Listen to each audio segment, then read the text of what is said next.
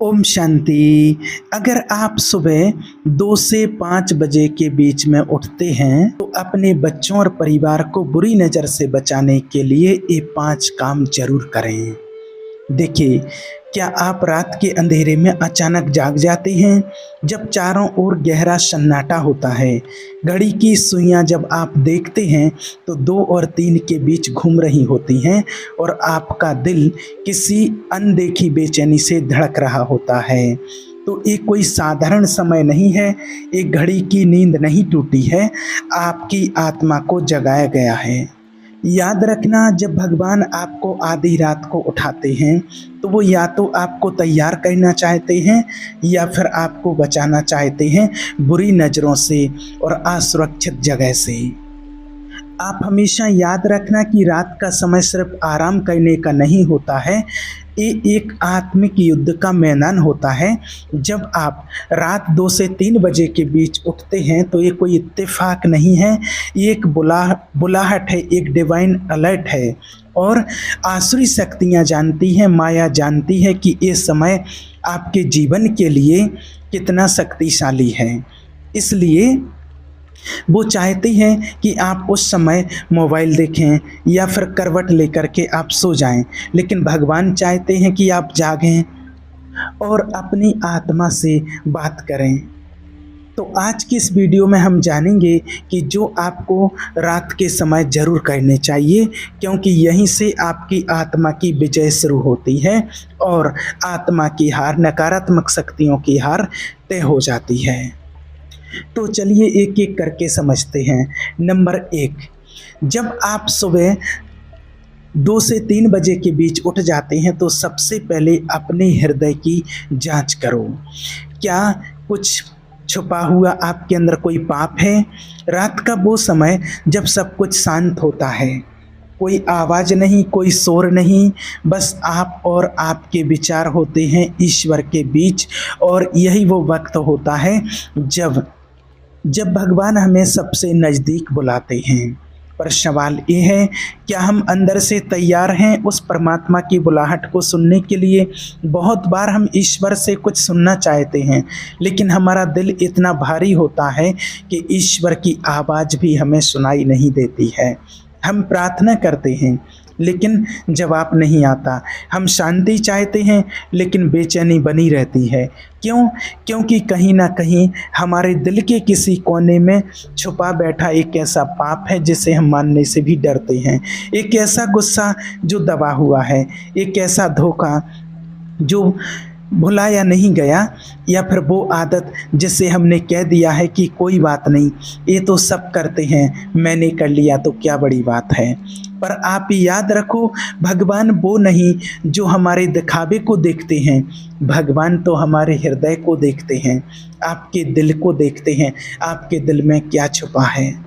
याद रखना, भगवान हमारे मन को जांचते हैं और हमारे हृदय को परखते हैं। हमेशा याद रखना कि धरती पर छुपाया गया पाप, छोटा हो या बड़ा हो, वो अपराध ही होता है।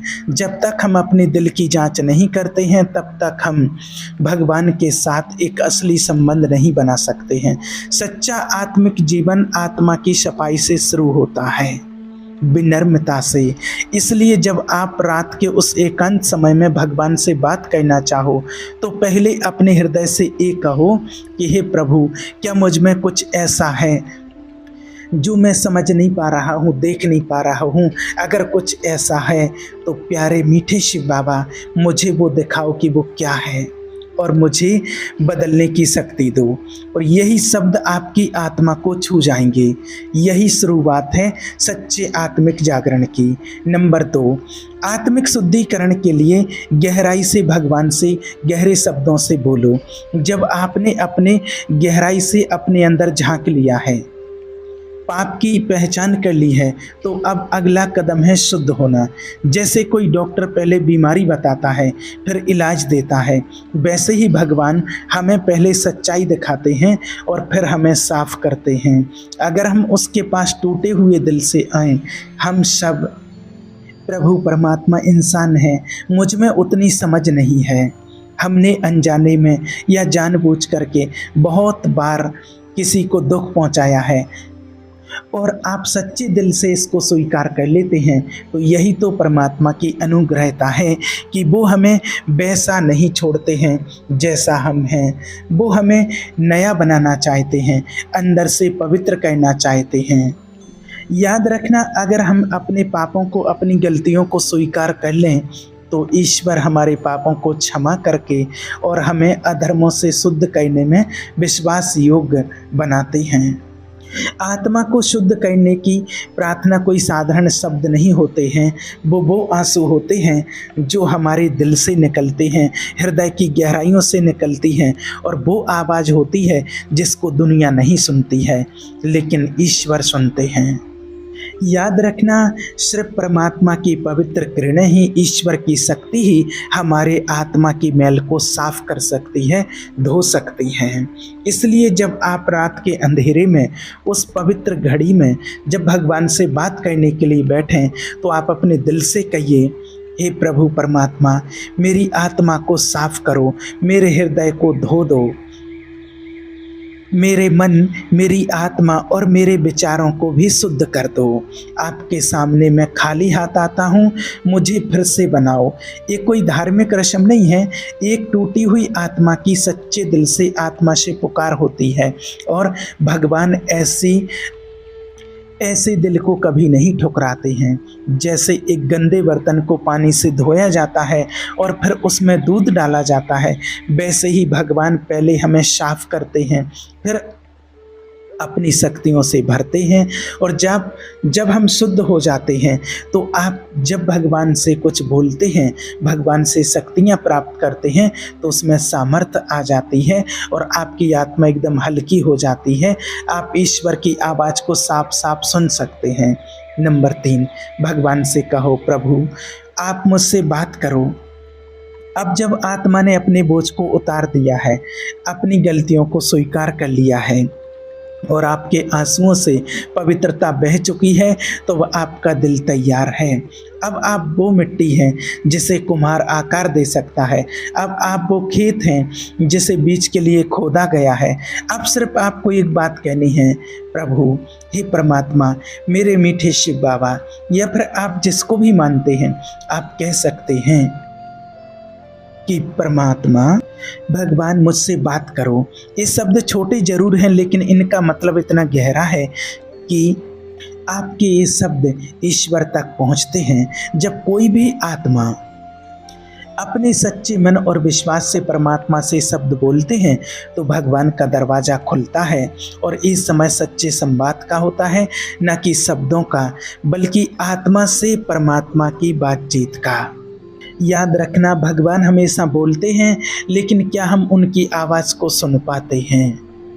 एक बात हमेशा आप याद रखना कि भगवान कोई दूर की शक्ति नहीं है, वो एक हमारे लिए मार्गदर्शक हैं। उनकी आवाज़ हमारे कानों तक आती है, जो हमारे हमेशा पास होते हैं। इसलिए जब आप रात के उस शांत समय में भगवान से बात करते हैं या प्रार्थना करते हैं, परमात्मा का ध्यान करते हैं, तो एक बार आप रुक जाइए, चुप हो जाइए और अपने अंदर से कहिए, हे प्रभु परमात्मा, मैं बोल चुकी हूँ, अब आप बोलो, मुझे सिखाओ, मुझे नई दिशा दिखाओ और मुझे ताज़ा करो। जो मैं नहीं देख सकती हूँ, नहीं देख सकता हूँ, जो नहीं समझ सकता हूँ, आप वो मुझे समझाओ। भगवान, याद रखना, कभी ज़ोर से नहीं बोलते, वो भीड़ में नहीं बल्कि शांति में बोलते हैं, और जब वो बोलते हैं तो डर भाग जाते हैं, उलझनें सुलझ जाती हैं, आत्मा को शांति और नई दिशा मिलती है। जब आप भगवान को निमंत्रण देते हैं तो आप उस परम प्रेम को आमंत्रित करते हैं जो बिना शर्त आपके साथ चलते हैं, और यही है आत्मिक जागृति का असली रूप। नंबर 4, अपने परिवार के लिए परमात्मा से, अपने बच्चों के लिए आत्मिक सुरक्षा मांगो। क्या आपने कभी आधी रात को अपने बच्चों को सोते हुए देखा है? उनकी मासूमियत, उनका चैन से सो जाना। लेकिन क्या आपको पता है कि नकारात्मक शक्तियाँ उस चैन को लूटने के लिए दिन रात कोशिश करती रहती हैं? वो आपके दरवाजे की घंटी नहीं बजाती, वो धीरे से दिलों में शक, डर और फूट फूलता है। और ऐसी फूट डालते हैं जो कई बार हम समझ भी नहीं पाते हैं कि ये हमला कहाँ से आया। इसलिए रात के उस पवित्र समय में जब आप भगवान के सामने बैठे होते हैं तो अपने लिए नहीं, अपने पूरे परिवार के लिए, अपने बच्चों के लिए परमात्मा से आत्मिक सुरक्षा मांगिए। भगवान सिर्फ आपको नहीं, आपके बच्चों को, अपने परिवार को, आपके पति या पत्नी को, यहाँ तक कि आपके उन रिश्तेदारों को भी सुरक्षित कर सकते हैं जो अभी भगवान से दूर हैं। याद रखना, परमात्मा की शक्तिशाली किरणें आपके परिवार के चारों ओर एक दीवार खड़ी कर सकती हैं, एक ऑरा बना सकती हैं। वो शक्तिशाली पावर ऑरा जो कोई भी नकारात्मक शक्ति पार नहीं कर सकती है। तो जब आप रात को 2 से 3 बजे के बीच या 2 से 5 बजे के बीच आप उठते हैं तो आप अपने बच्चों का नाम लें, अपने बच्चों के लिए बोलें परमात्मा से, हे प्रभु परमात्मा, हे भगवान, ये आत्मा भी आपकी संतान है, मुझे तो आपने इनकी देखरेख करने के लिए निमित्त मात्र बनाया है, और हे परमात्मा, ये हैं तो वास्तव में आपकी ही संतान। और अपने माता पिता के लिए भी सुरक्षा के लिए परमात्मा से कहें, हे प्रभु परमात्मा, मेरे घर और परिवार को अपने ऑरा से ढक दो, इनके ऊपर कोई भी नकारात्मक शक्तियों का प्रभाव ना पड़े। हर बीमारी, हर बुरी सोच, हर टकराव से, हर दर्द से इनकी रक्षा करो। जहाँ आप ये परमात्मा से ऐसे शब्द बोलते हैं और आपकी पावरफुल शब्द नकारात्मक शक्तियों को तोड़ सकते हैं, और आपकी दिल से निकले ये शब्द परमात्मा तक पहुंचते हैं, और परमात्मा आपके परिवार के, आपके बच्चों की बहुत बहुत सुरक्षा करते हैं। एक ऐसा पावरफुल ऑरा बना देते हैं जो कभी भी कोई नकारात्मक शक्तियां आपके बच्चों या परिवार के ऊपर कोई नेगेटिविटी प्रभाव नहीं डाल सकती है। याद रखना कि आज के दौर में आप सभी जानते हैं कि इस बात की सबसे ज़्यादा ज़रूरत होती है कि कोई तो नकारात्मक शक्तियों के सामने खड़ा हो जाए और कहे कि मेरे परिवार को मत छूना, ये भगवान का परिवार है, ये भगवान के बच्चे हैं। याद रखना, रात की ये घड़ी आपके परिवार के भाग्य को आत्मिक रूप से बदल सकती है। नंबर 5 है, अगले दिन के लिए भगवान से दिशा लो। सोचिए, हर दिन एक युद्ध का मैदान है, और अगर आप बिना तैयारी के इस युद्ध में उतरते हैं तो आप हारने के लिए ही उठे हैं। भगवान चाहते हैं कि आप उस दिन के लिए भगवान की योजना जानें, ना कि बस भाग्य के भरोसे चलें। क्या आप जानते हैं कि भगवान आपके कल को पहले से देख चुके हैं? भगवान कहते हैं कि सुबह उठ करके जब आप उससे नया मार्ग पूछोगे, अपने दिन के लिए नया रास्ता पूछोगे, तो भगवान कहते हैं कि मैं तुझे नई बुद्धि दूंगा और जिस मार्ग पर तुझे चलना है वह बताऊंगा, और मैं तुझ पर दृष्टि रखूंगा और तुझको सम्मति दूंगा। कितना अद्भुत वादा है ये परमात्मा का। लेकिन सवाल ये है, क्या आप सुबह उठ करके भगवान से मार्गदर्शन मांगते हैं? बहुत से लोग उठते ही मोबाइल खोलते हैं लेकिन भगवान से बात नहीं करते हैं। लेकिन ईश्वर से जो जुड़े होते हैं वो सुबह उठते ही साथ सबसे पहले भगवान से बात करते हैं, भगवान से गुड मॉर्निंग करते हैं और कहते हैं, प्रभु परमात्मा, मुझे आज कहाँ जाना है, किससे मिलना है, क्या बोलना है, किससे दूर रहना है, आपका मार्ग बताओ प्रभु, ताकि मैं कहीं भटक ना जाऊं। जब आप अपने दिन की शुरुआत भगवान के साथ से करते हैं, वो आपके लिए नए नए रास्ते और सुरक्षित रास्ते खुद दिखाते हैं। रात को 2 से 5 बजे के बीच जब पूरी दुनिया सो रही होती है, तब आपके लिए भगवान का द्वार खुला होता है। वो समय होता है भगवान से दिशा लेने के लिए सबसे शुद्ध समय होता है, क्योंकि तब ना शोर होता है, ना दिमाग में भागदौड़ होती है, बस आप और भगवान का पवित्र संवाद होता है। और याद रखना कि जिस व्यक्ति ने, जिस आत्मा ने सुबह परमात्मा से अपने लिए दिशा ले ली, वो चाहे कितनी भी कठिन राह पर चले, वो कभी अकेला नहीं चल सकता। तो अगली बार जब आप रात में कल से ही उठें तो बस कहिए, हे प्रभु परमात्मा, आज आपका दिन है, मुझे अपने नक्शे पर चलाओ। आज की रात सिर्फ एक और रात मत समझिए, ये भगवान का आपके लिए बुलावा है, आपको जगाने का, आपकी आत्मा को छूने का।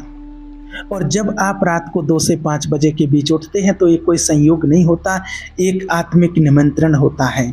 तो अगली बार जब आपकी नींद खुले तो डरिए मत, मोबाइल मत उठाइए, शांति से एकांत में भगवान के पास बैठ जाइए और अपनी जो भी गलतियाँ की हैं पूरे दिन में उनके लिए प्रायश्चित कीजिए और शुद्धिकरण कीजिए, भगवान से बात कीजिए।